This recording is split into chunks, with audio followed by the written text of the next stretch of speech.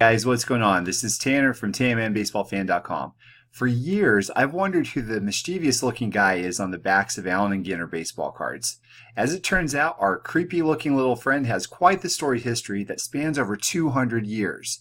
I'm excited to tell you what I found out, but before we dig in, let's put our detective caps on and get going.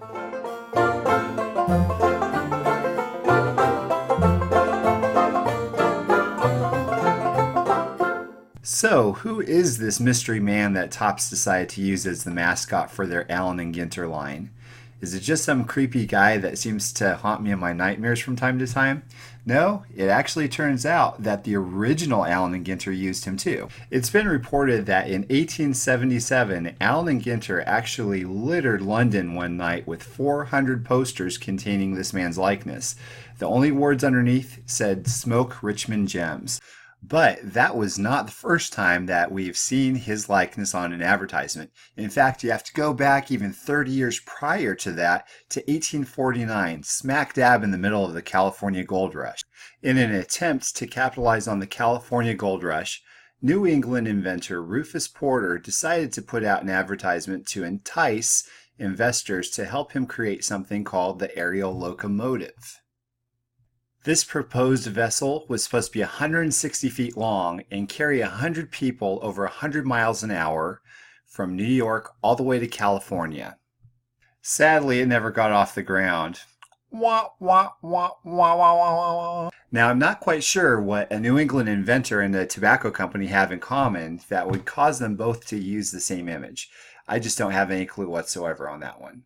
But what I do find interesting is two brothers by the name of Ebenezer and William Goodwin started funding a California Gold Rush expedition of their own back in 1849. In 1877, these brothers started buying up trademarks of various tobacco products. The last name Goodwin may ring a bell for you. One of the trademarks that they purchased was Old Judge. They're the very makers of the baseball cards that we love so much. Now, I can't draw any conclusions as to why two prominent tobacco companies were involved in the gold rush and if they have any connection with each other in regards to our famous guy that's on the back of the Allen Ginter cards today. But I just found it interesting and figure I'd mention it. So with all that said, we still don't know who this guy is. I haven't talked about his name or where he's from or anything at all. We've just talked about his picture. So get ready for your mind to be blown. This is actually a real person. His name is Joseph Ducrot. Say it with me in French. Ducrot. Ducrot. Joseph Ducrot was not made up by Allen and Ginter, nor was he made up by Rufus Porter. In fact, he wasn't even a product of the 1800s. In order to learn more about Ducrot, you have to go back into the 18th century. That's right, back in the 1700s, back in France. He was actually a very well-known painter. The King of France commissioned Ducrot to paint a portrait of Marie Antoinette so that way he would know what she looked like before they actually got married. How you doing? Perhaps Joseph Ducrot is best known for his self-portraits. They look a whole lot different than everything else in the art landscape back in France in the 1700s. A lot of the portraits basically look like people were in a staring contest with the wall. Allen and Ginter must have thought that Ducrot's mischievous look was perfect for their brand and the people that they were trying to target. Over 200 years after the portrait was painted, Topps did exactly what Allen and Ginter did, and they used him as their mascot. The only difference is they took his cigarette from his mouth and replaced it with bubble gum.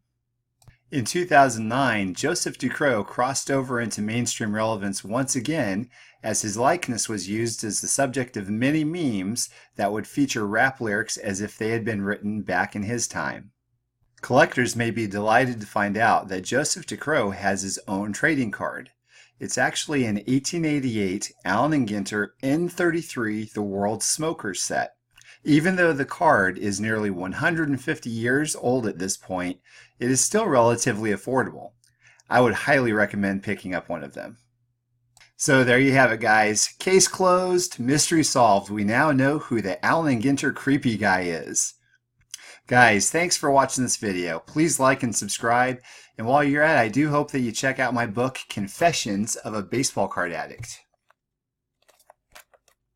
available on Amazon. Have a great day.